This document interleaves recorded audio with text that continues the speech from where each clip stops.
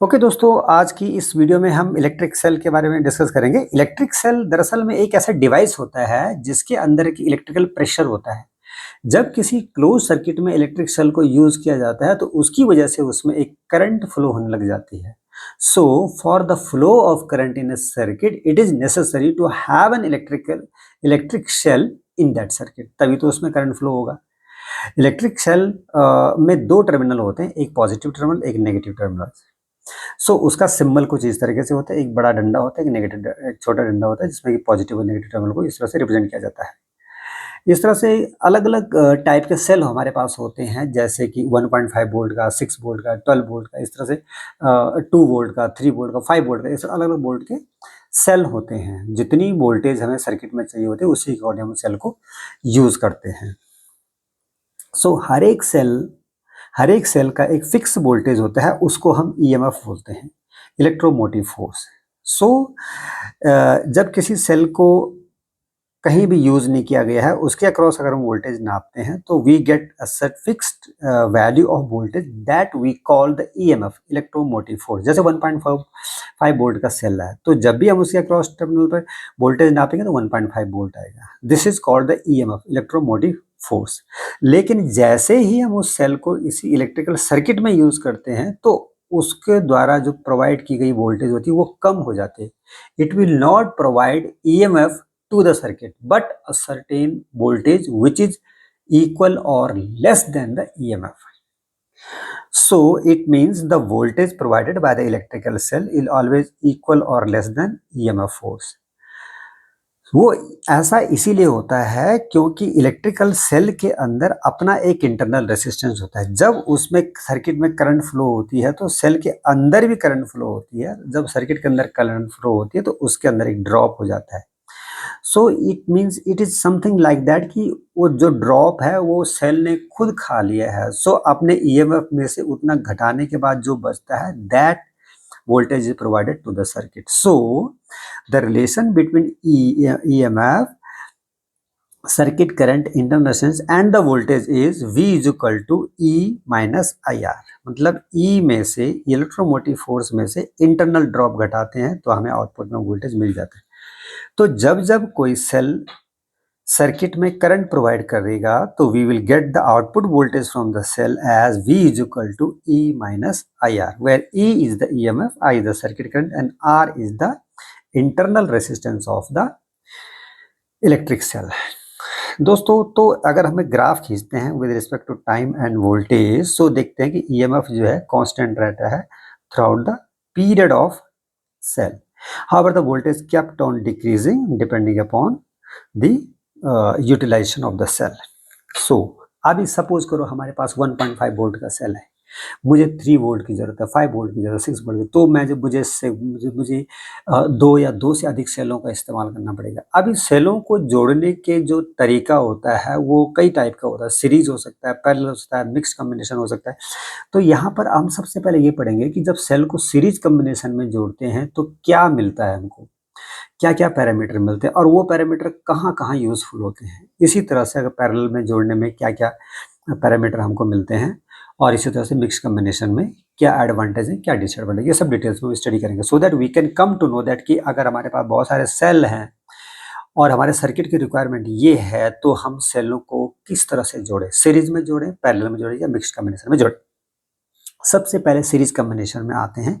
तो series combination में हमें ये जानना जरूरी है कि सीरीज कॉम्बिनेशन कैसे बनता है। बहुत सारे सेल है हमारे पास, तो अगर एक का पॉजिटिव वोल्टेज दूसरे के नेगेटिव से जुड़ता है और दूसरे का नेगेटिव तीसरे के पॉजिटिव से जुड़ता है तो इस तरह का जो कंटिन्यूस कॉम्बिनेशन होता है that is called series combination.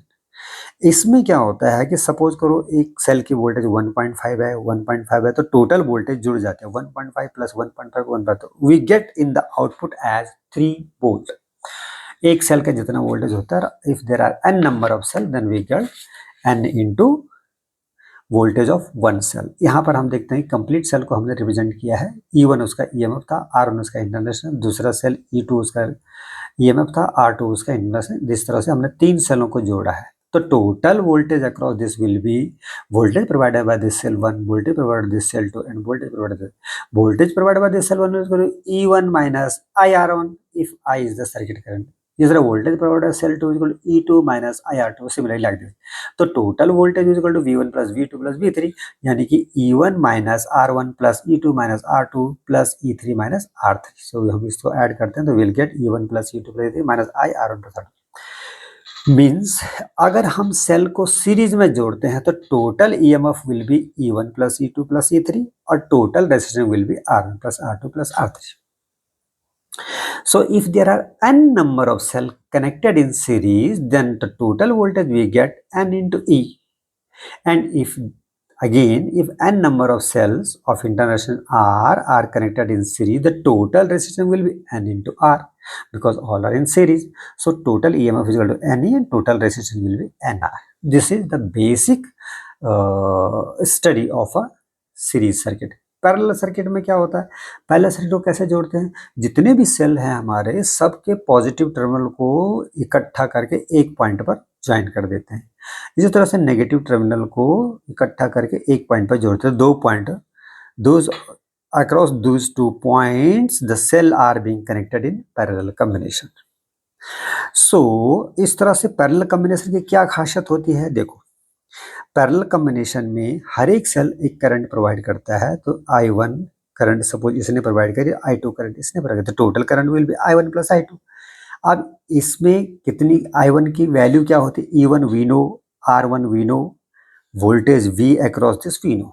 तो I1 की वैल्यू क्या होती है, I1 equal to E1 minus V divided by R1। That from this relations we get the value of current I1 की वैल्यू इस तरह से। इसी तरह से I2 की वैल्यू निकाल सकते हैं, E2 minus V divided bye R2।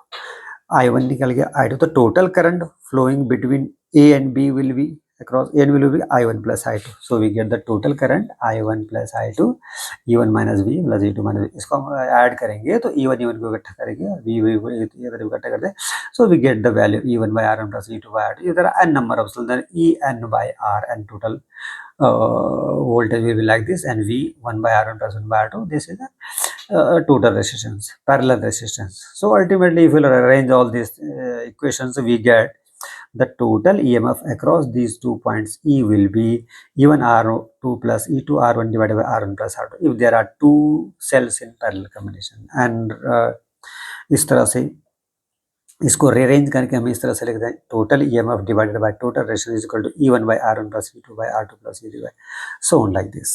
and total resistance R will be R1 R2 divided by R1 plus, तो parallel combination of resistance parallel में कैसे जुड़ता है उसी तरह से टोटल रेजिस्टेंस इस तरह जो, या हम इस तरह से लिखते हैं 1 by RT is equal to 1 by R1 plus 1 by R2 plus 1 by R3 and so on. So अगर हम सपोज करो यहाँ पे हमने देखो 3 सेल को पैरेलल में जोड़ा है, सबके पॉजिटिव टर्मिनल को इकट्ठा करके पॉइंट ए पे ले आया है, सबके नेगेटिव टर्मिनल को इकट्ठा करके पॉइंट बी पे ले आए हैं, ठीक है। एक सेल 6 वोल्ट का था, दूसरे पे 6, तो टोटल वोल्टेज हमारे अक्रॉस क्या मिलेगी, 6 volt 6 volt 6 volt are in parallel, so obviously we will get the 6 volt across this. हमें यहाँ पर मिले 6 वोल्ट, बट यहाँ पर करंट बढ़ जाएगा हमारा, current provided by this cell plus current provided by this cell plus current provided by this, the total current will be I1 plus I2 plus I3। Parallel combination में इस तरह से हमारा करंट बढ़ जाता है, करंट कैपेसिटी बढ़ जाती है, but voltage remains constant, similar और equal to the one branch voltage. और सीरीज में हमने क्या देखा, सीरीज में हमने क्या, टोटल वोल्टेज बढ़ जाती है, total voltage become E1 plus E2 plus E3 like this। However, the current will remain same। What is the current provided by the cell is equal to the current provided by this cell is equal to the current provided by the total current will remain same of the current provided by one cell। यहाँ पर voltage level बढ़ जाता है, A and B के पास voltage बढ़ेगा, current will be very less. इसी तरह से पैरेलल कॉम्बिनेशन में जैसे कि हमने आपको बताया, ए एंड बी के across total voltage will remain same but current will increase.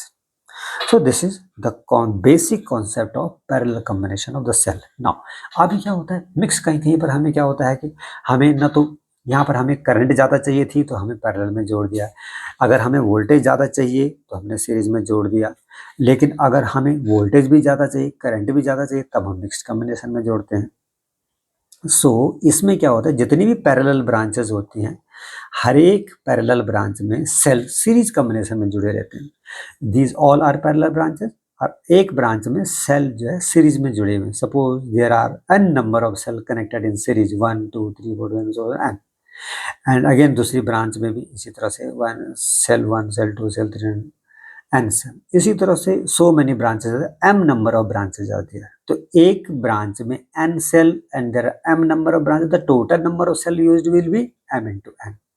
m into n is the number of cell used in parallel combinations. अभी देखो भाई, ये सीरीज में था, these cells are in series, तो total EMF कितना हो गया, n number of cell are in series, each of EMF E, तो total EMF will be n into E, इसका भी n into E, इसका भी n into E, इसका भी n into E, तो total voltage across this will what, n into E. Now the resistance देखो, इसका रेसिस्टेंस इंटरनल रेसिस्टेंस कितना, R1 plus R2 plus n cell है तो NR हो गया, इसका भी NR NR NR NR NR, m number of rows are each of resistance NR, तो इनको 1 by NR plus 1 by NR plus 1 by NR and so many branches of m by NR, तो total resistance will be NR by m. तो mixed combination में total output voltage will be n into E, number of cell in series in one branch into E, this is the voltage across and current will, देखो voltage भी बढ़ गया हमारा, E EMF एक cell का था, लेकिन यहाँ पर अभी मिक्स कॉम्बिनेशन में वोल्टेज कितना, n into E, where n is the number of cell in one branch, and current भी बढ़ गया हमारा, current provide this current provide this current provide so many current provide this m branch also, ठीक है। सो इस तरह से हमारा वोल्टेज भी बढ़ गया और करंट भी बढ़ गया। So this was the basic concept of series combination and parallel combination and mixed combination of the cells. Now अभी किस कंडीशन में हम कौन सा कॉम्बिनेशन ऑफ सेल्स यूज करेंगे, this we will study now. तो सपोज करो भाई ये एक n नंबर ऑफ सेल था, हमने सीरीज में जोड़ दी, ठीक है। अब देखो इसमें क्या पैरामीटर निकल के आते हैं हमारे, n नंबर ऑफ सेल था, हमने सीरीज में जोड़ दी, so the total voltage provided by this all cell will be n into E. If EMF is the E is the EMF of one cell and there are n number of cell, the total EMF will be well, n into E. And internal resistance इसका R1 R सबका R resistance है, n number of cell, the total internal resistance will be NR. So total EMF will be NE and total resistance will be NR. अब इन cell के combination को हम किसी external resistance के साथ जोड़ देते हैं। अब क्या होगा, ये सेल कॉम्बिनेशन इस रेजिस्टेंस को करंट प्रोवाइड करता है। सो करंट की वैल्यू क्या होगी, करंट की value is equal to total EMF in the circuit divided by total resistance. Total EMF कितना है इस सर्किट में, इस क्लोज सर्किट में, n into E, I is equal to n into E divided by total resistance, internal resistance पर external resistance, internal resistance क्या है, NR plus capital R। This is the value of current in the series combination of the cell. Now अब ये current maximum कब होगी, when I will get the maximum current out of the series combination of the cell. उसके लिए condition क्या है, suppose करो if external resistance is very very small as compare to the internal resistance, तब क्या होगा, यहाँ पर हम R को नेग्लेक्ट कर सकते हैं, we will get NE by NR और Y will be is equal to E by R. It means if the external resistance is very small as compared to the internal resistance, that time the current provided by these cells will be equal to one number of cells, E by R. The current provided by one number of cells means very less value of current is provided in the circuit.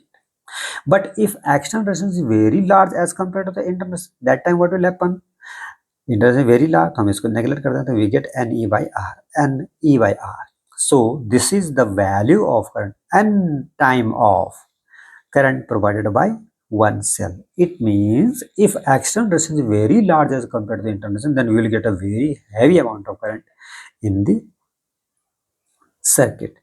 n time of जितने number of cell है into current provided by one cell.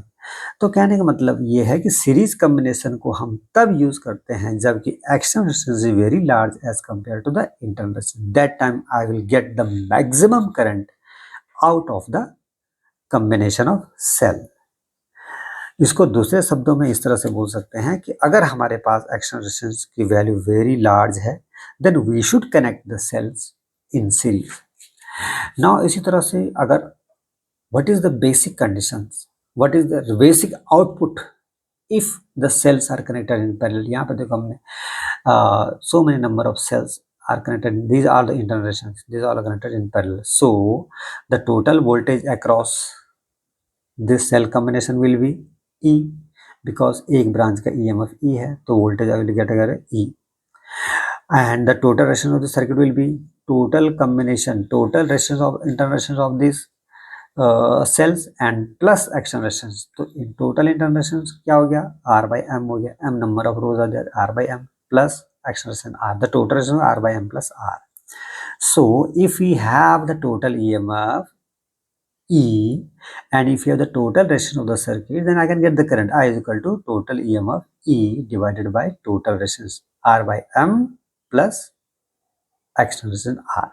Now अभी यहाँ पर देखो we rearrange this equation to get the value of current I is equal to ME divided by R plus M into capital R. Now अभी देखो ये current parallel combination में current कब maximum होगा, सपोज करो action resistance is very large as compare to the internal resistance, then what will happen, then it will happen we can neglect the R by M, we can neglect the R by M, so we get the E by R, so we get the very small value of current E by R, the current provided by one cell. But if action resistance is very small as compared to R by M, then what will internal resistance? Then what will happen? The current will be, I neglect the R, we get ME by R, ME by R.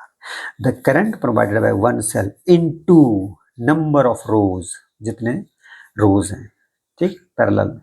So M times. So we are getting the maximum current, a very good value of current in parallel resistance if and only the action resistance is very small as compared to the total internal resistance. So in other words we can say that parallel combination को हमें वहाँ use करना चाहिए जहाँ action resistance is very small as compared to internal resistance है. Now let us back to the mixed combination.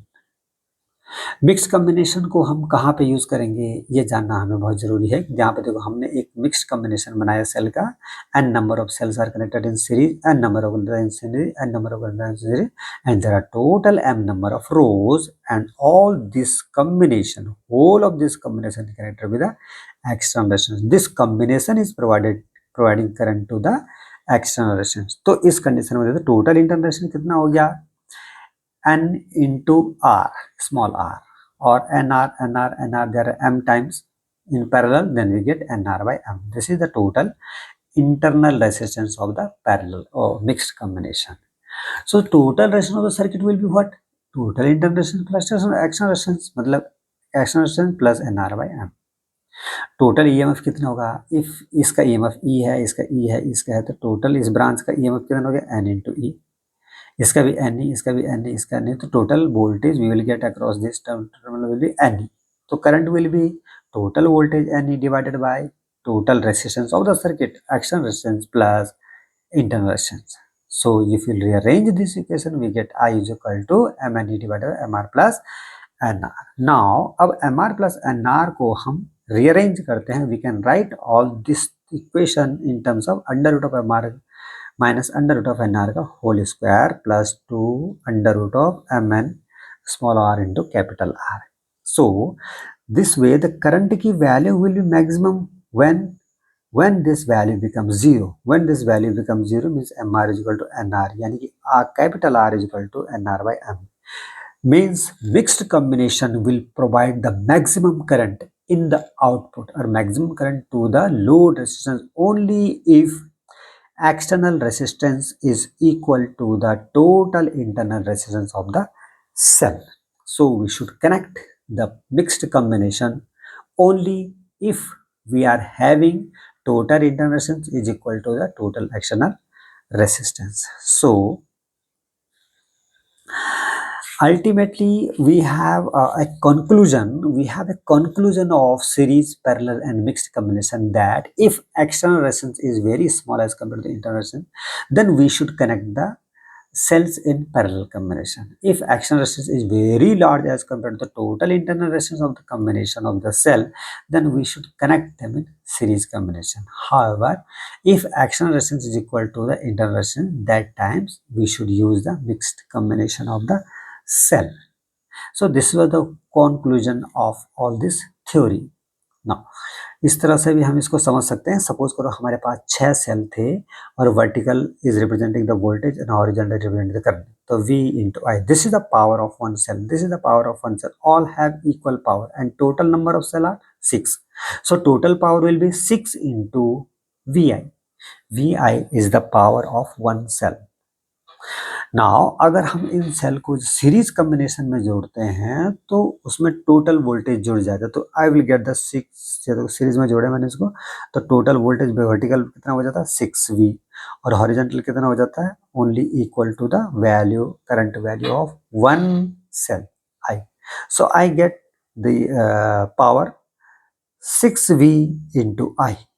Again I got that value 6V into I. Now अगर हम cell को सीरीज में जोड़ते हैं तो क्या करंट जुड़ती जाती है I plus I plus I plus I plus, total current जुड़ जाती है और voltage remain same equal to of one number of cell. So यहाँ पर पावर कितनी हो जाएगी, power V into 6I, V into 6I, again it will become 6VI, this also becomes 6VI, this also becomes 6 into VI. Mix combination में case है कि देखो suppose करो 2 सेल को हमने पैरेलल में जोड़ दिया और 3 सेल को हमने सीरीज में जोड़ दिया, इनको भी हमने सीरीज में जोड़ दिया, तो इस तरह से 6 सेल हमने इस तरह से इस्तेमाल कर दिया, तो टोटल वोल्टेज कितना हो गया, टोटल वोल्टेज कितना हो गया 2 into V बराबर टोटल करंट कितनी हो गई 1 2 3, 3 into I, 2V into 3I, if you multiply that, again we will get 6VI. So the power of all cell remains constant. हमें कितनी वैल्यू की करंट चाहिए या कितनी वैल्यू का वोल्टेज चाहिए उसके अकॉर्डिंग हम उनको सीरीज पर लिया मिक्स कॉम्बिनेशन करते हैं. अब देखो अब हर एक सेल का क्या होता है एक AH पावर होता है, AH मतलब एम्पेयर हावर, कितनी एम्पेयर की करंट कितने घंटे तक वो प्रोवाइड कर सकते हैं. This is actually the actual capacity of a cell. So हर एक सेल का AH पावर भी फिक्स होता है. फिक्स होने का मतलब है कि करंट अगर हम उससे ज़्यादा करंट लेंगे तो वो कम टाइम तक चल पाएगा, कम टाइम तक करंट प्रोवाइड करेगा, और कम करंट लेंगे तो वो ज़्यादा टाइम तक करंट प्रोवाइड करेगा. तो मीन्स I और H का कांस्टेंट हमेशा H मल्टीप्लिकेशन हमेशा कांस्टेंट रह जाता है, which is called the AH of that cell. यहाँ पर हमने देखो जब सीरीज को नंबर ऑफ सेल्स को हमने सीरीज में जोड़ा था, नंबर ऑफ सेल को जो सीरीज में जोड़ा टोटल वोल्टेज बढ़ गई थी बट करंट जो है एक सेल के बराबर है. तो यहाँ पर देखो टोटल वोल्टेज हमारा यहाँ बढ़ा. Oh no, we are talking about actual में AH hour, so we will not go in voltage and current. AH अगर हम किसी सेल के सीरीज कॉम्बिनेशन में हमें क्या करंट कम मिलती है, कम मिलती है तो करंट कम मिला तो ज़्यादा टाइम तक हम इस सेल को यूज़ कर सकते हैं. We have more high value of T.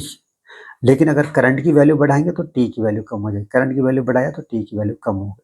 ये होता है parallel combination, because so number of cells are in parallel, तो every cell is providing the current, so total current becomes sum of that current of individual cell.